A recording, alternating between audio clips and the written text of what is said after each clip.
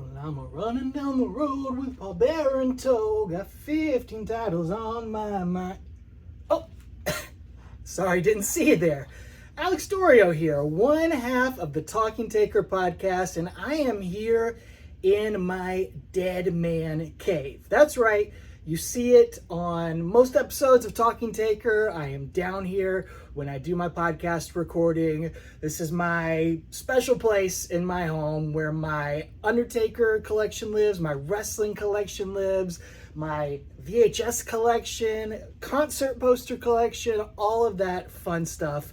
And I decided finally, after it's been 5 years now that I've been in this house, finally it's time to give all of you out there in the Pod Street crew the full tour of the Dead Man Cave. So here's the big wide view of everything here, and I'll slow it down and go through everything. Well, maybe not every single item, but I'll break down the stuff here and tell some stories. But yeah, I've been in this room for 5 years. If you've watched the podcast on YouTube or seen any of the unboxings or anything, you have seen it evolve, you've seen it grow, you've seen more and more crap being added to it, week by week, month by month. But, it's not perfect. It's not exactly where I'd like it to be. I'd say, it's maybe 85% about how I'd like it to be. Would still like to, still some room on the walls for some posters, which, I keep strategically, but, still some other things I'd like to do. And quite honestly, I think I'm about to redo the whole figure area here, which we'll start with on the tour. But, I thought it was finally time to just show it off, give you guys the full room tour, and I'd like to do it in its current state before I tear it all up and rebuild it. I think I'd like to make some changes here. The walls will probably stay the same, but yeah, I'm ready to...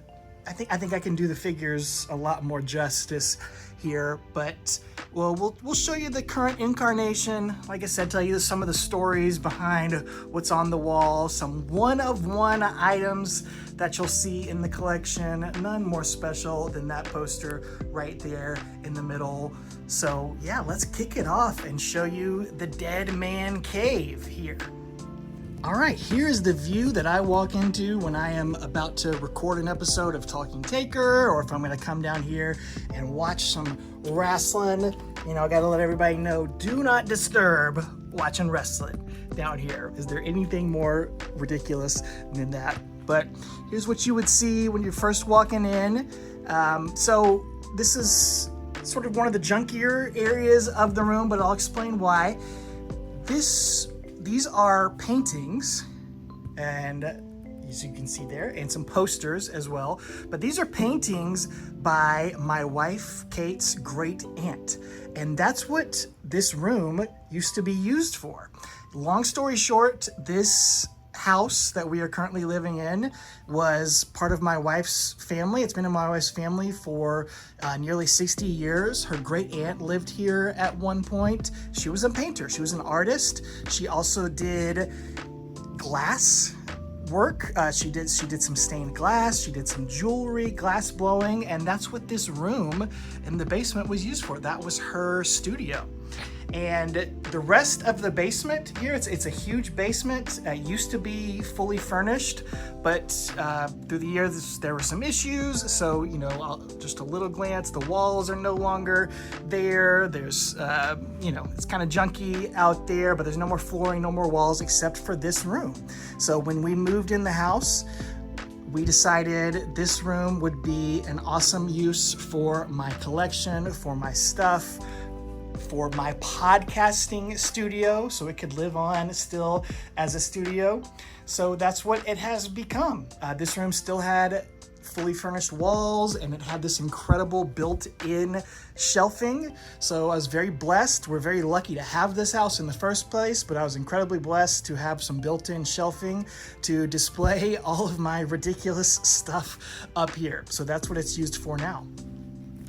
So up first, I've got my DVDs here on display. Could be in a better place. I don't love where they're at, but honestly, like I said, I'm trying to maximize wall space here. And these are the non-wrestling DVDs, kind of nice SNL collection. I always try to look out for those when I'm collecting. This used to be full back in the day, back when I was a bachelor, back in the prime DVD days. I had this full, and then I had another totally full shelf. I have certainly downgraded, sold off a lot of DVDs throughout the years, but here I am again here in 2026. I'm back collecting again, so I'm back growing the DVD collection. I'm sure that'll be filled up one day. Some inflatable items right there, just randomly on display. But here is what started everything. Oh, there's the John Cena autograph from Rumble 25. Not the only John Cena autograph in this room, we'll get to it. But here is the Undertaker figure collection. If you have followed Talking Taker throughout the years, you will remember that I started this collection not as just an Undertaker figure collection, which is this entire shelf right here, but I wanted to do an Undertaker opponents figure collection. And I started this basically around the same time that the Major Wrestling Figure podcast started. I was a day one listener of that podcast, and it made me want to get back into collecting. Of course, I was a huge figure guy as a kid and still had all of my childhood figures, which many of these are. But I wanted to get back into collecting, wanted to have a reason to do that. I thought just collecting Undertaker figures would be difficult, maybe a little boring, but basically more challenging than anything, and there's already plenty of guys out there who do that. Shout out to Steven Zeman of the Collecting Dead Man podcast, who has an incredible Undertaker collection room tour on his channel already that you can check out. But yeah, I wanted to get one of every Undertaker opponent because that's what our podcast is. It is going through every pay-per-view Undertaker match one by one. That's what it started as. It has lived on for, almost 5 years now, past of that original concept. But yeah, get one of the, 175 guys that Undertaker faced throughout the years. And the cool thing is, there is a figure to represent every single one of those matches. Maybe not in the exact gear that they were in all those matches, but there is at least a figure to represent all those matches. I try to represent the gear, like there's Triple H at Mania 27 against Undertaker, which me and Travis, my co-host of Talking Taker, we were there for, of course. Here's one of the earliest ones. One of the ones that kind of started it is Mania 34, John Cena from the crowd. I'm gotta be one of the only people in the world that loves this figure because it perfectly fits my collection. It's one of the earliest ones I got. I got that one at Five Below, actually. Remember when you could get elite, basic figures at Five Below and retros? Got that Goldberg at Five Below. New Day to represent the, Escape the Undertaker on Netflix. You got CM Punk from Mania 29. Final Boss Rock from Mania 40. So not just matches, I try to represent big moments for Taker as well. You got to have Teddy Long. Obviously, he never wrestled The Undertaker, but quite a history there of making people go one-on-one with The Undertaker. Vicky Guerrero, Cowboy Bob Orton had a pay-per-view match with Undertaker, so you got to have him there. This is 2004 to present day here on this shelf. See if you can see any of the deep cuts back there. Khali, Daivari with Khali, A-Train back there. You got to have Luther Reigns, an actual pay-per-view opponent on The Undertaker. Rusev back there. There's Jeff Hardy from an Elimination Chamber match. The Undertaker wine that my wife and I reviewed here on this channel, if you go way back in the archives. And then the 90 to 2003, essentially right here. You'll notice that it's not just elites. It's Hasbro's, it's Jack's, it's everything in between. And that was another reason why I wanted to do this collection of opponents, because it was a fun way to collect different genres, different lines. And I thought it would be boring to just collect Mattel figures. And I know a lot of people, in the figure collecting community like to have everything all of one brand or everything all together, but that's just not me. That's not my personality. That's not my type of collecting. I love having the randomness here. I love including my childhood figures here. Like that's my childhood Jake the Snake and Hulk Hogan and Ted DiBiase, my childhood Canyon back there. I love having that sort of stuff. My childhood X-Pac, okay? But then there's also a modern day retro of Crush from, I think it's Figure Collections, and a micro baller of Coco Beware, and my childhood Chuck Norris Karate Commando figure to represent Survivor Series 94, of course, when Chuck Norris is a special guest referee. Is it in great condition? No, it's not, but it's a personal childhood figure. I actually played with that in my figure fed. He was like the Diesel or Kevin Nash in my fig fed, so I love being able to use him there in that representation. My Hasbro collection, my original childhood Hasbro ring. Ignore the ropes on there. I don't know why they keep sliding down like that. They're a little loose. I should probably have fixed that before here. Some other random stuff up there. You'll notice some Zombie Sailor figures. Todd Pittengill, had to have him. One of my childhood heroes, quite literally. I wanted to be a WWE announcer. I thought Todd Pittengill was the coolest. Mr. Hughes with the urn. You know, some fun stuff up there. And then got just some random figures and wrestling collectibles on the bottom two shelves here. Got the Undertaker in the snakeskin pants that recently reviewed here on the channel. An Omos autograph. Shout out to the Pod Street crew, an inside joke there.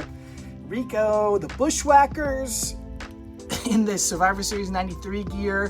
One of my truly favorite childhood matches, a match I loved and laughed at many times as a child, so I had to get those. Balls Mahoney, a couple of his figures because he famously took a picture with Travis and I and the rest of our crew at ECW December to Dismember after the show, so gotta have some Balls representation. One of my favorite wrestlers. Sort of a Ministry of Darkness collection there. Gallows and Anderson, who were in the Boneyard match.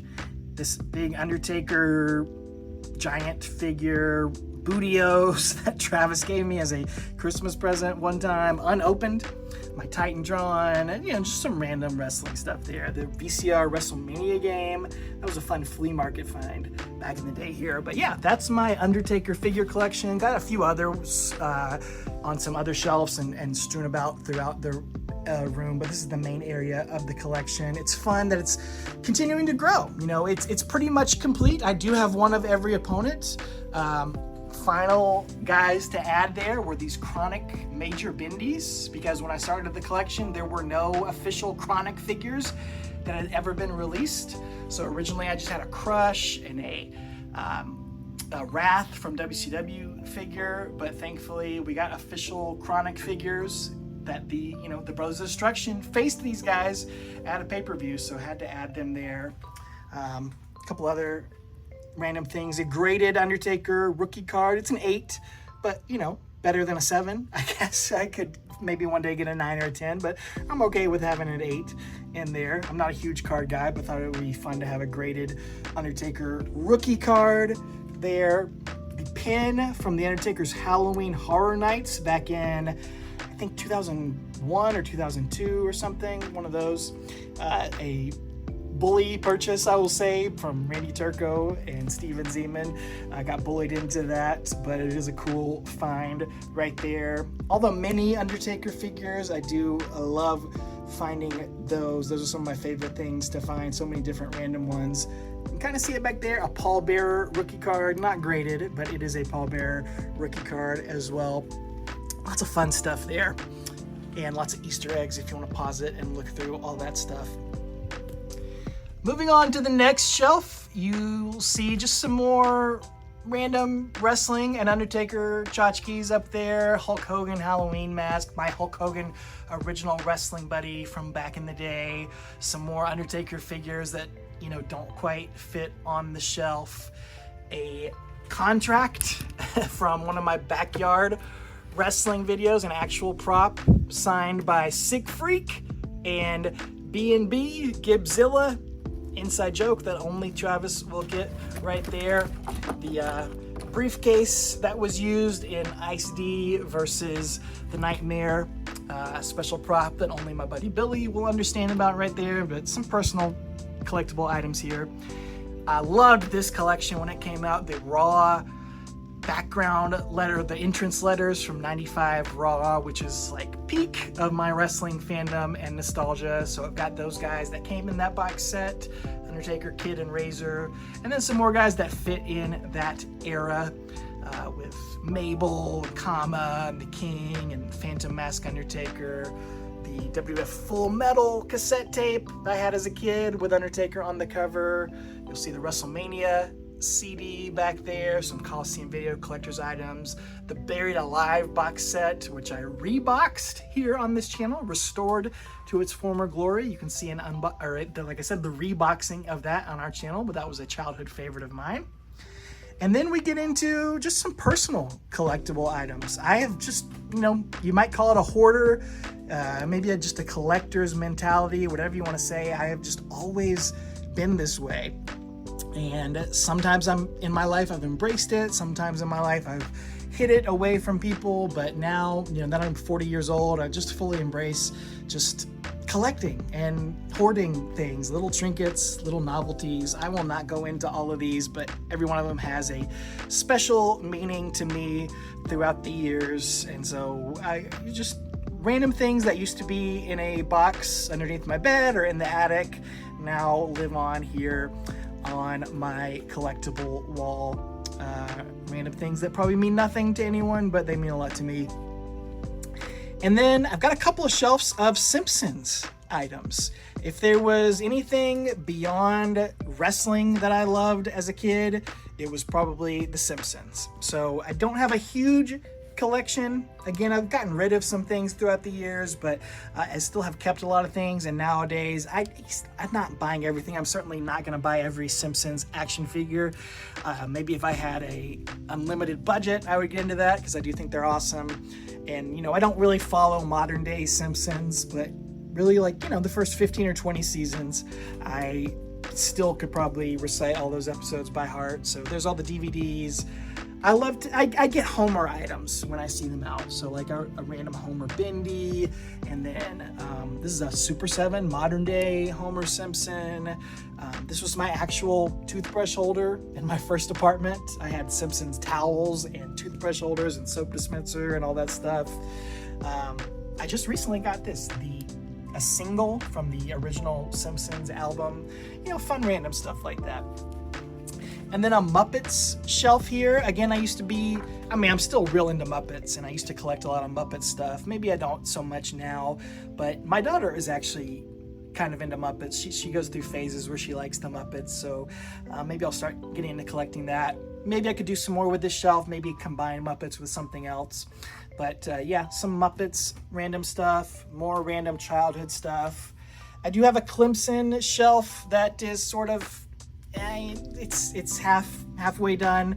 I could probably add some more stuff there, but Sports Illustrated from the National Championships, newspaper from the National Championships, the Coke bottles from the National Championship, a little bit of Clemson representation there, and then some more personal items on these top shelves. I don't know if you can see that, but that's a legit Peyton Manning autograph from when he was with the Colts, like one of his first couple seasons there. There's another Peyton Manning autograph from when he was with Tennessee, when I saw him at a restaurant, and it's on the back of a menu from the restaurant. Pretty fun.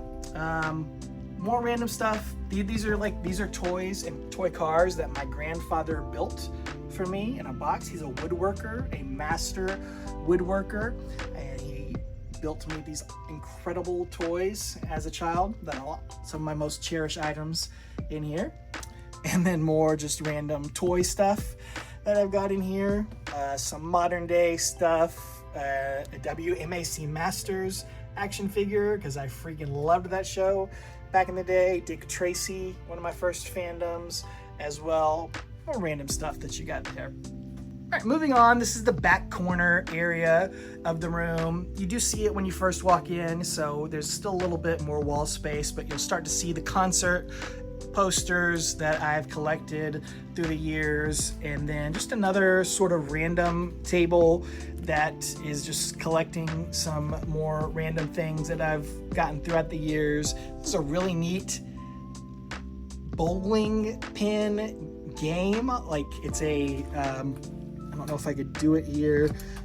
on camera, but yeah, you set Homer up and he can actually bowl and knock the pins over. My dad used to get me these really cool things. Here's the pool game version. You wind it up and they'll actually play pool on there. He was willing to getting me robots and I don't know what you would call these type of toys, but he's willing to getting me these for a while, and they look awesome on display here. Some other random Undertaker stuff, and Undertaker plate and party games, and some more junk. Not junk necessarily. Some of it's eBay stuff that I'm waiting to be sold, and some of it's just other stuff that hasn't gone on display yet. And yeah, you'll notice the concert posters. My wife and I, our favorite thing to do is go to concerts. So I'll explain some of these favorite bands, but whenever there's a poster available, we try to get it. This is a fraction of the posters that we have. They are not all on display. We have a book really, that we keep them in. So one day in the future, when we have this basement fully restored, hopefully we will get many more concert posters on the wall. But I just can't resist them because most of them are unique, one of a kind, not one of a kind, but really sold only at that event, limited edition, maybe limited to 500 or 1,000. And just can't help myself. So there's the Avett Brothers, there's Mumford & Sons, a Bruce Springsteen. That one's from like record store displays. I got one of our first dates. My wife and I went to a record store and she got them to take that off the wall and let them give that to me. So of course I fell in love with her.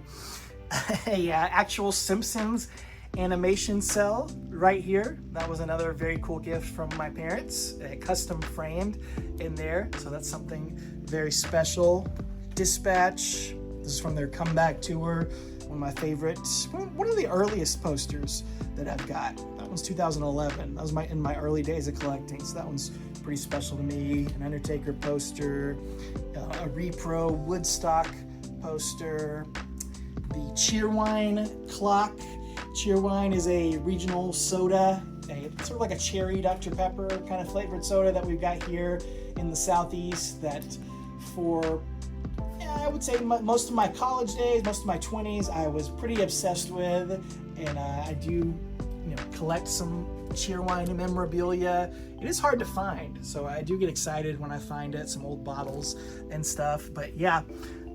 Was a big Cheerwine guy. I don't really drink soda anymore, but on the rare occasions I do, I still enjoy a good Cheerwine. That was another present from my parents.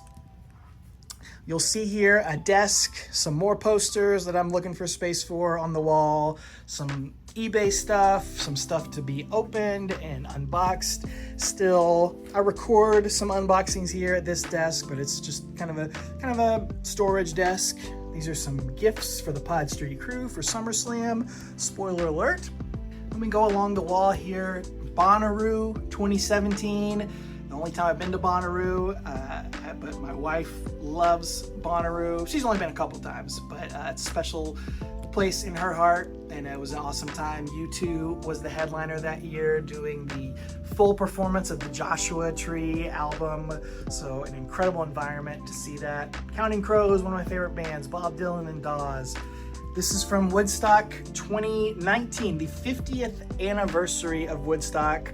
My wife and I made a pilgrimage to there to watch Santana and John Fogerty play, two original Woodstock performers. They played at Bethel Woods, the original location of Woodstock, on the 50-year anniversary of the occasion, and just one of the most incredible concert experiences of my life. The first concert I ever went to, trivia fact about me, Alan Jackson, the country singer, the legend, way down yonder on the Chattahoochee. Growing up in Augusta, Georgia, I was a country music fan through and through. I still love 90s country.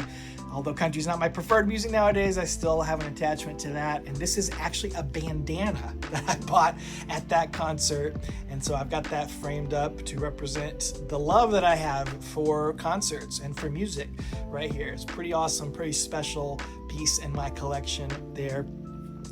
And another special piece of my collection here, these are the match cards, the actual match cards that were part of these are the things in the programs at the house shows you used to go to. And these were the first 4 live events that I ever went to. This is the first one right here, March 9th, 1993. You can see the Undertaker on there. You don't see the Toxic Turtles on there, who were part of that house show, but we'll get to that in just a second. A WCW house show I went to in November of 94. Look at that headlining main event. Dusty and Dustin versus Arnie Anderson and Bunkhouse Buck in a cage match. I remember it very well. Only time I got to see Dusty Rhodes ever wrestle, so that's a very special memory. And then a couple other ones, 94 and 95. But love having those on display. This was a picture I took for my photography class back in high school. One of my favorite classes I ever took in high school, but yeah, this was a collage. I got a pretty good grade on that picture, so that was fun. SummerSlam 2022. This is in Nashville. This started this run of live shows that I've been to, and the first of 4 SummerSlams now. I'll be going to my 4th one this year. Check that out for the vlog coming soon here on the channel. But got a poster there and started a tradition of getting the poster from all the live pay-per-views that I've been to. And then you got this really cool NXT poster from 2016, 10 years ago on my birthday, February 5th. Went to it with Travis in Nashville. Look at the names here on this. Finn Balor and Samoa Joe in the main event.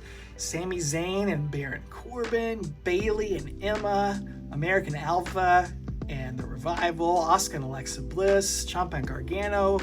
Very cool how far all these guys have gone. I loved, this was like the peak NXT. And, Travis and I were both obsessed with it. We had to go to a live event. So we went to this one in Nashville, and they did these, kind of old school wrestling posters for all those events. So had to have that for the collection. My favorite concert maybe I've ever been to right here, Paul McCartney. Saw him in 2014 in Atlanta. And what else can you say? It's freaking Paul McCartney. He played the Beatles, he played Wings, he played his songs for like 3 hours, and it was just the absolute greatest thing I've ever been to. Better than any Bruce Springsteen in concert. Paul McCartney's not even my favorite artist, but it's Paul McCartney, and it's the Beatles. So I love having that up there. An old school Undertaker poster. This was again one of my childhood ones. You'll see a tear in there from when it used to be on the wall, but I still have it up there for sentimental purposes, and it's a friggin' awesome old school Undertaker picture.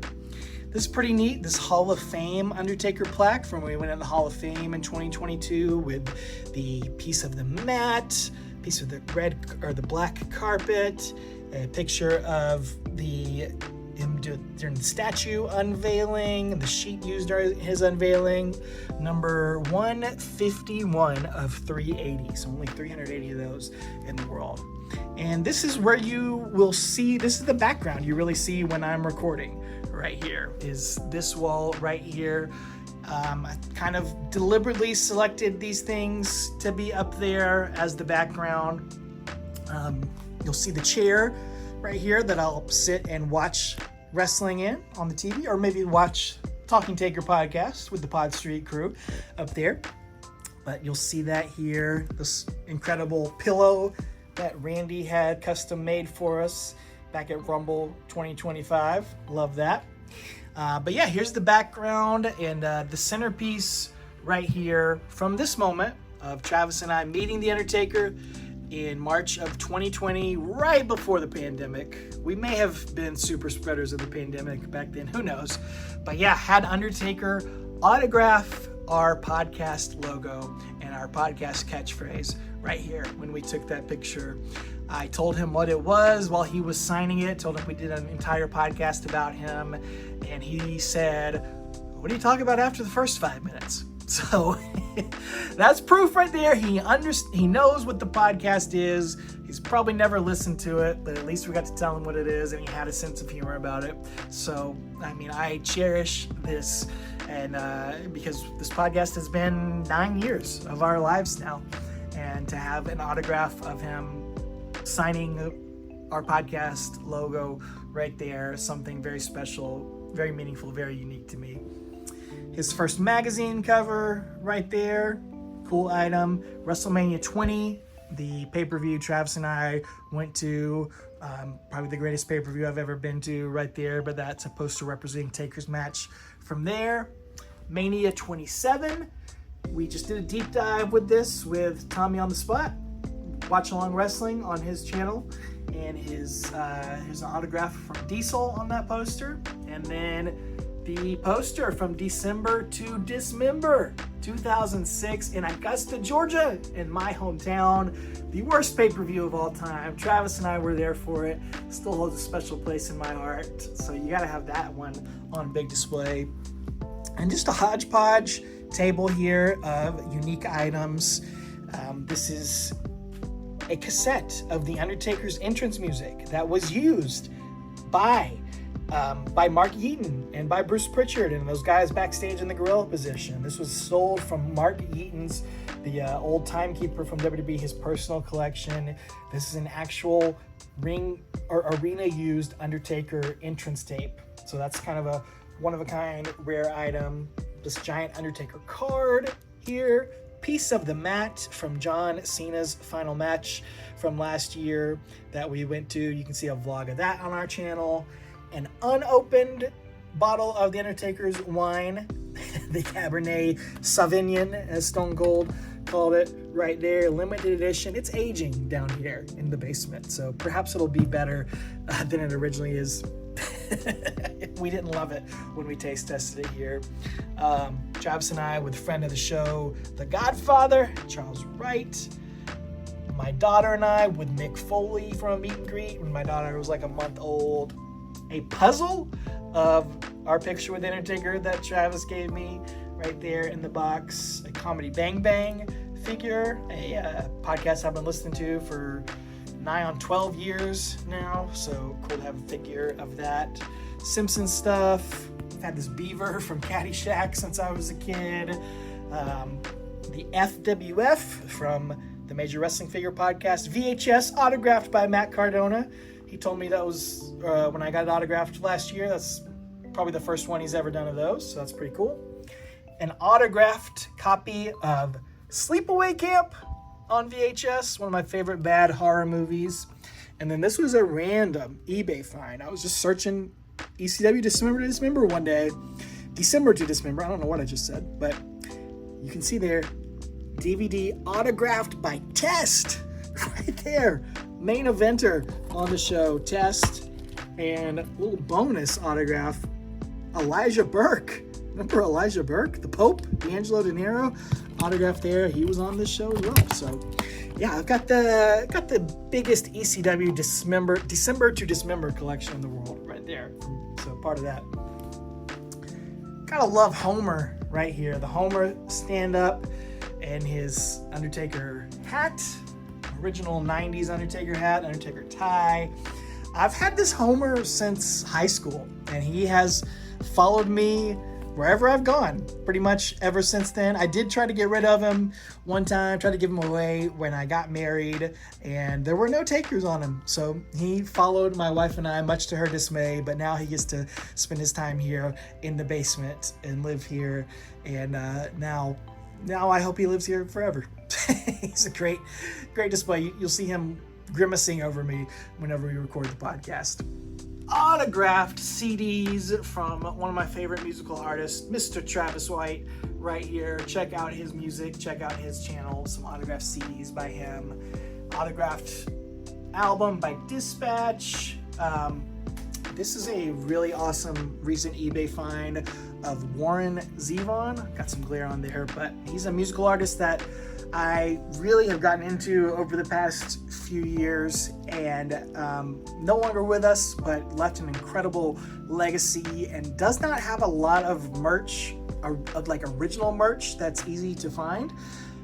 You know him as the Werewolves of London singer, but he's got a much deeper catalog than that song, but he was never like a huge artist. But I did find this original poster and ticket stub from a concert in 1993 here. So that was on my eBay search listings for Warren Zevon posters for years. Finally came across something cool and unique here, so I really cherished that item. And then this is really the concert poster that started it all here. Bruce Springsteen and the E Street Band from 2009, first Bruce Springsteen concert I ever went to, and I got the poster from it. This is the only time I got to see the legendary Clarence Clemons, his saxophone player, in concert before he passed away. But, you know, it's the Born to Run album cover, and it's a great throwback to that. I love this poster. I cherish this poster. It is probably my favorite poster in my entire collection, and it's the one that really started this whole concert poster collection. All right, moving on. I've got U2 live at the Sphere. Was lucky to go to that with my buddy Jacob a few years ago. An incredible experience. More Bruce, Dave Matthews Band, B.B. King.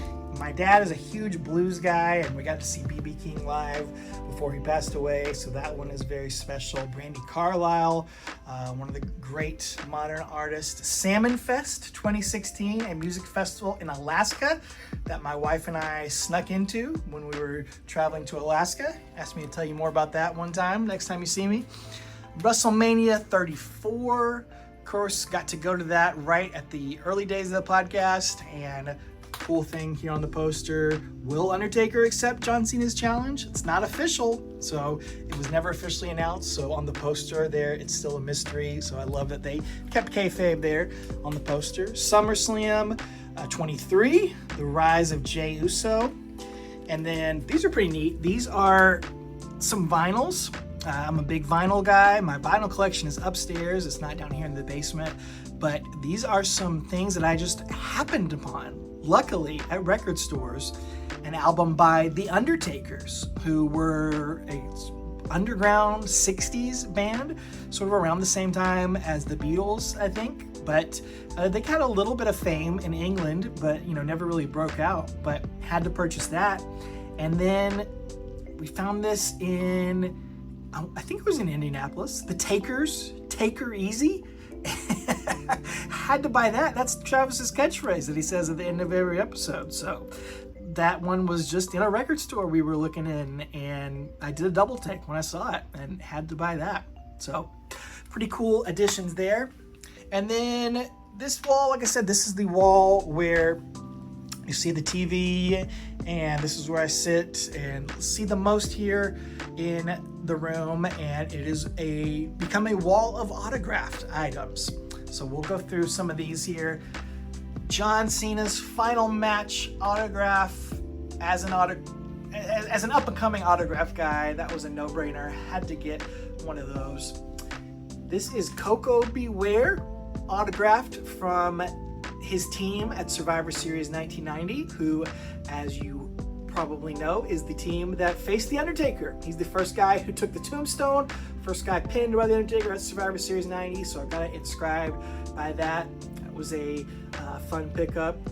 This is a Major Wrestling Figure podcast. Like I said, I'm a huge fan of theirs, day one listener, still a listener and follower of theirs. Pretty cool 5-person autograph on there of the main cast, Swoggle and Chelsea Green on there. An autographed Canyon action figure from WCW that I found at a toy show. It's not authenticated, but seems legit to me. And I love this figure. I love Canyon. It was a cheap price. Had to pick it up. I think famously, I believe it was this figure. It was either this figure or the Dennis Rodman figure in the same line. But one of these figures, I think, is the Canyon. Travis and I, we saw it at the same time at Walmart, and I grabbed it. And I would not let Travis hold it or look at it because I was afraid he was gonna not give it back to me. I had to have this for my collection. And so that's another reason why I had to get that autograph on there. And then here's a couple items. I said the Toxic Turtles would be back. They only had one WWF appearance, but they got multiple appearances here on this room tour. Here's an autograph of them signed by Tommy Turtle, aka Dwayne Gilbert, right here, of their one and only WWF match that took place in Augusta, Georgia, at my very first house show on March 9th, 1993. This right here gotta be in the top 2 or 3 most cherished items in my collection. These are the show notes, again, from timekeeper Mark Eaton, who I'm in a Facebook group that sells rare promos and rare items from WWF employees, and these are the house show notes. These are the timekeeper's notes. He typed these up, and these are his handwritten notes when he was sitting at ringside, writing down the match times, keeping pace of everything, of every match on this show. This was one of those giant 3 hours, multi-episode wrestling challenge tapings that they used to do back in the day. The first ever live event I went to, you see everybody on there, the Steiner brothers, Hulk Hogan, the Undertaker, all the stars back then. But most importantly, Tom and Terry, the Toxic Turtles. There they are, right there. They had their one and only WWF match. I remembered that match since the day it happened. I kept waiting for them to air that match on TV because I was a huge Teenage Mutant Ninja Turtles fan, and I thought these guys were going to be the next tag team champions, and they never showed up on TV. But they did finally put that match on a DVD many years later. So of course I've got that DVD, and I'm the Michael Jordan of Toxic Turtles collecting right here. This is a repro, not a repro, but just a promo picture for Undertaker and Paul Bearer. Those are facsimile autographs, but I think it's cool because it's got the Undertaker's funeral coach on there. An autographed Arn Anderson 8x10, met him at a show. The Undertaker WrestleMania 20 figure. San Diego Chicken autograph that I got as a kid, seeing him at a minor league baseball game.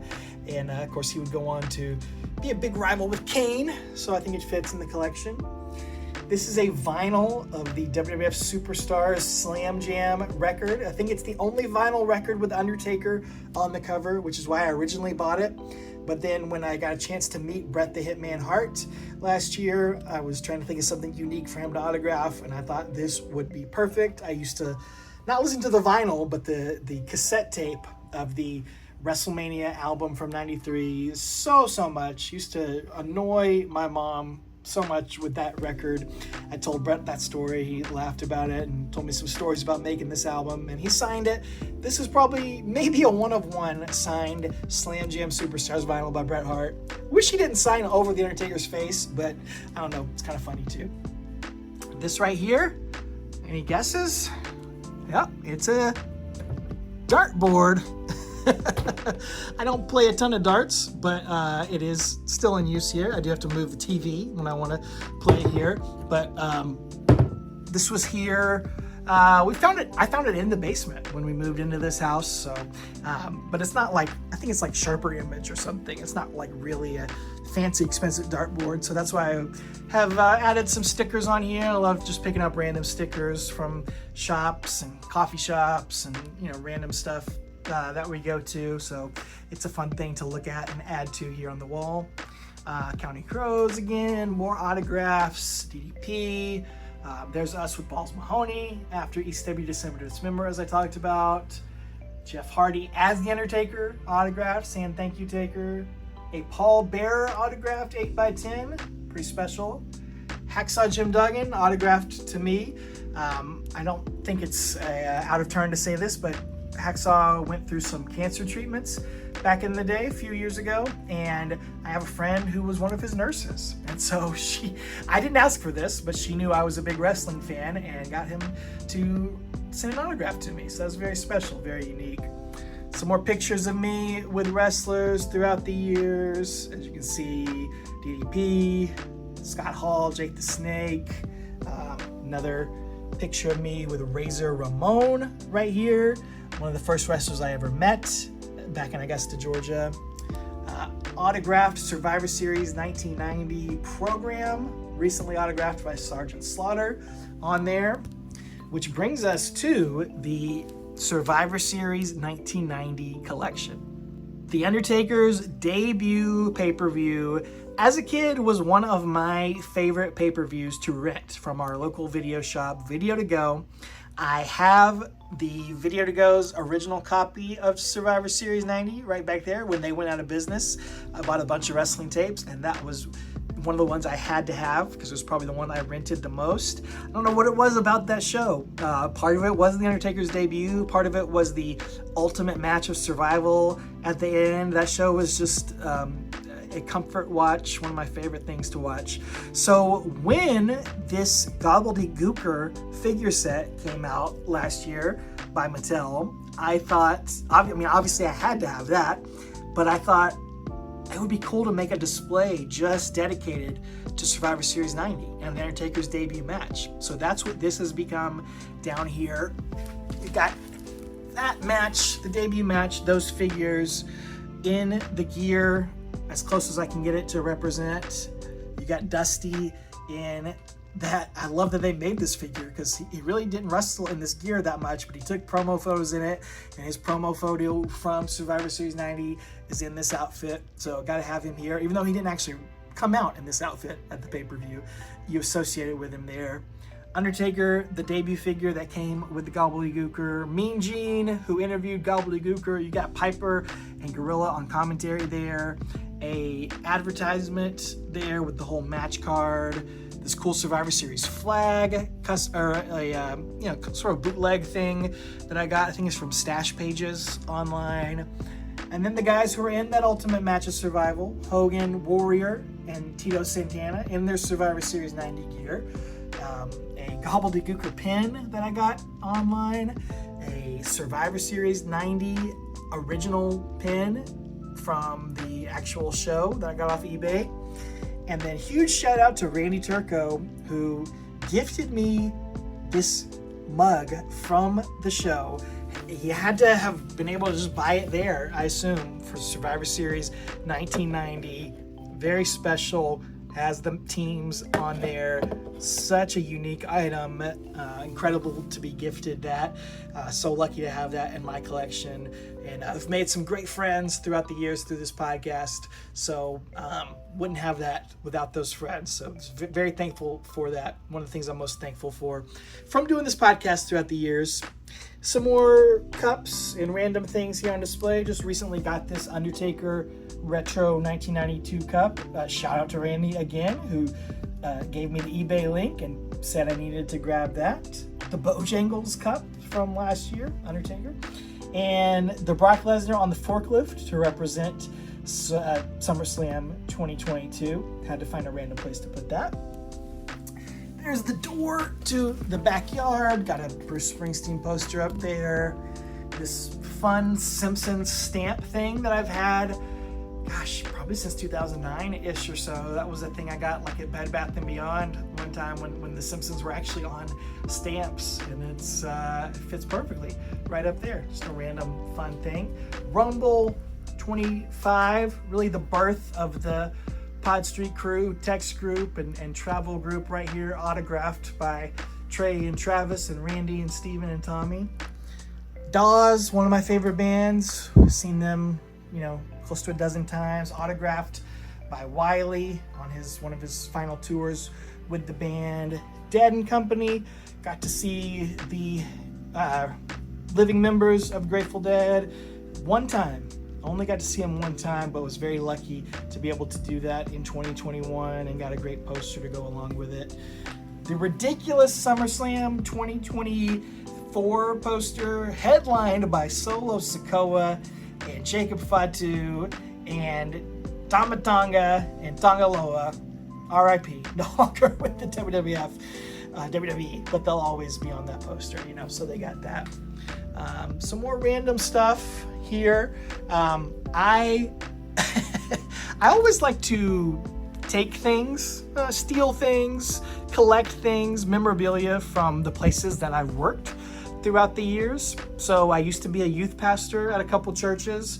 So whenever I've left those churches, before I left, I took a few items to put in my collection. An old parking sign that was down in the basement of the church, and another old parking sign from the other church I worked at, I worked at a movie gallery for 2 years. So here's a poster that was on the wall at the movie gallery, RIP movie gallery.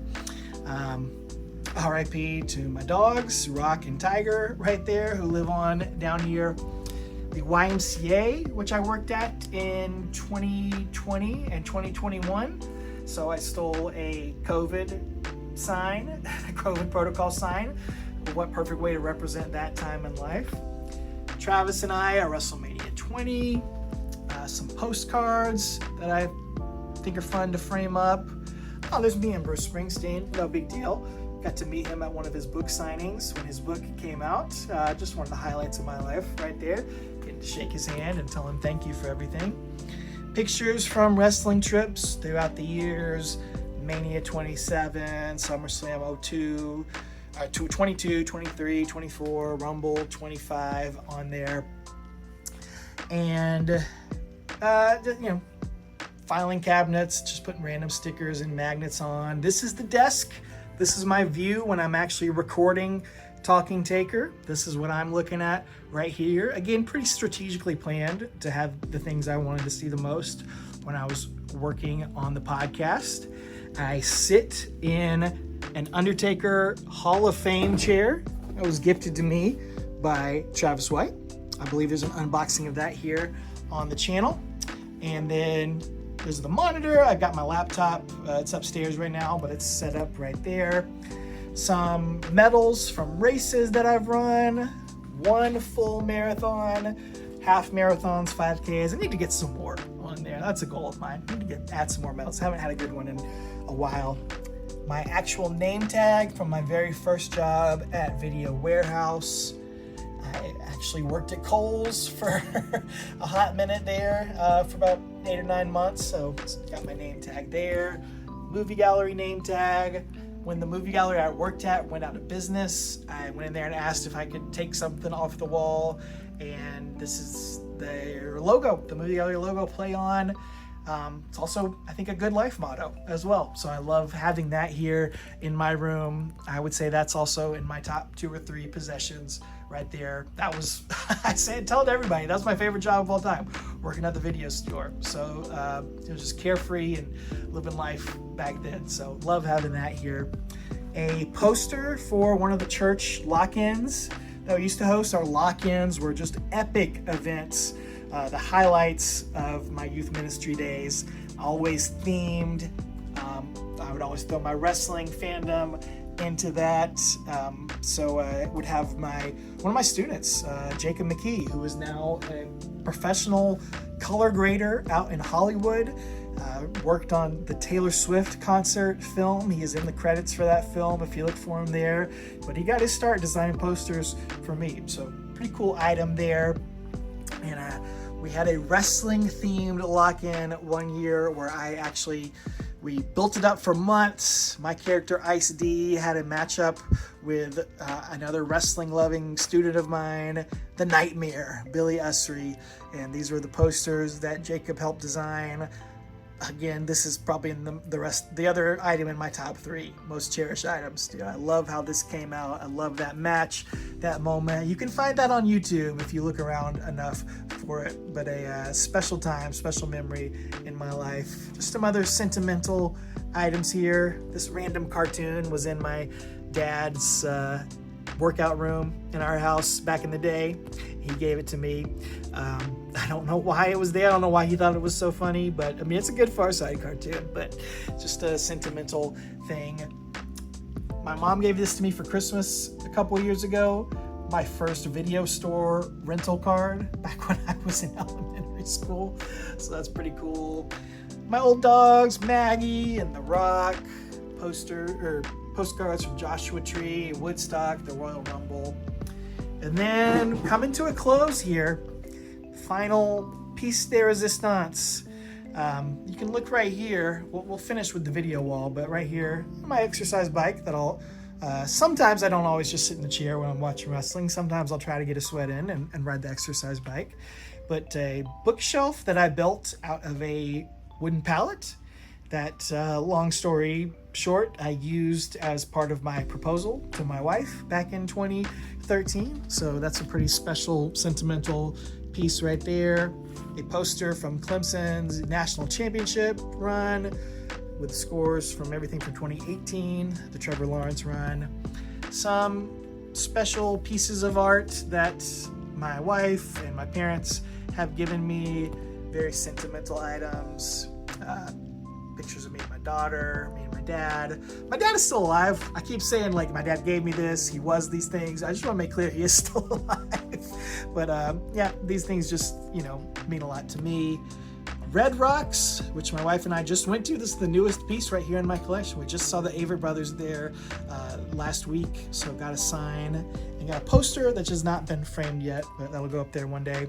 But this right here, this is another piece that was built in when I came into this studio, and this is now my VHS and DVD wrestling collection on display right here. The first two shelves are all wrestling DVDs. Again, sadly, I have sold some of those throughout the years, and now I'm going back and recollecting. But pretty decent collection of DVDs and Blu-rays up here, and I do still watch them. I want to make that known. They're not just for display. Some other random toys and items. This was a Christmas card, an actual WWE Christmas card, company-wide, that was given out. Again, I got that from that promo group. And then the VHS collection, which is 2 shelves deep of official WWF and WCW VHS releases. I would love to say one day I'll be a completist on WWF Coliseum videos, which is everything up to the end of 97 when they changed over to WWF Home Video. But I'm at least trying to get all of these match compilations like Battle of Superstars and Crunch Classic and High Flyers, Brawl in the Family. I'd like to get at least all of those, even if I don't get all the pay-per-views. I got a few pay-per-views in here, and I will get them from time to time. But those are the things that I used to rent the most from the video store, and that I love going back and watching now because there's so many random, unique, one-of-a-kind matches on there that have never been fully released ever besides on those tapes. So I love exploring stuff like that. Some random Coliseum collectible items, a wrestling matches matchbook. Come on, that's one of the best things on the shelf here. Hulk Hogan telling us don't smoke. Sealed Suburban Commando VHS, The Undertaker's first movie. And look at that, it is a movie gallery price tag. So that was a fun find. More tapes, more great tapes. All of the Undertaker VHS tapes right here. He does have 5 of them. There they all are. There's just some other movies, some Ernest P. Worrell stuff on there, some Saturday Night Live stuff, Simpsons, FWF, Warren Zevon, some other random. These are like actual tapes from my childhood, taping Raw and SmackDown and pay-per-views and stuff like that. So could probably organize that better, but that's where they're living right now. And, there's the WWE Encyclopedia, some other books and magazines. And I'll show you this, because I do need some suggestions here. But yes, there is a trapdoor here in this room with closet and with storage space. It's a mess right now. It's just a bunch of junk in there. But I would love some ideas and some input from the Pod Street crew about how to better use this space. But yes, again, that was built in here. I don't know what the thinking was or what the mindset was, but there's an actual bookshelf with a trapdoor, which is like one of my childhood dreams was to have something like that one day. And now I have it here in the Dead Man Cave. Pretty cool, pretty special. And this is my happy place right here, down here in the basement. So there you have it, the Talking Taker Dead Man Cave. My wife tried to get me to call it the prep room, sort of like a funeral home prep room kind of deal, which I like that name, but kind of like the Dead Man Cave a little bit more. That one rolls off the tongue a little bit more to me. Let me know which one you like better, what should be the official name. what would you like to see change? What do you think I could improve on here? I am open to suggestions. I am not an interior designer. I do not have that eye, that appeal. So I would love some suggestions, some better way to organize the figures, or some ideas on how to use that hidden closet, that trapdoor closet right there. Would love to be able to make like a particular book or DVD that you pull to open that door. I don't quite know how to do that. Maybe I could work on that. But let me know what you think. Let me know what you would improve on here. Let me know what you like, what you see in the collection that you like, that you didn't know that I had. What do I need? What do I need to add to the collection to make it more complete? And be sure to check out all those other videos I referenced here on the Talking Taker channel. And definitely be here to join us next month for the SummerSlam 2026 vlog. Travis and I and the whole crew are going 2 nights of SummerSlam, so that'll be a big one right here on the channel. Make sure you like and subscribe. And until next time, I'm going to sit here and enjoy some classic Talking Taker here on YouTube on the channel, some Talking Taker Inception. And I'll tell you again to take her easy.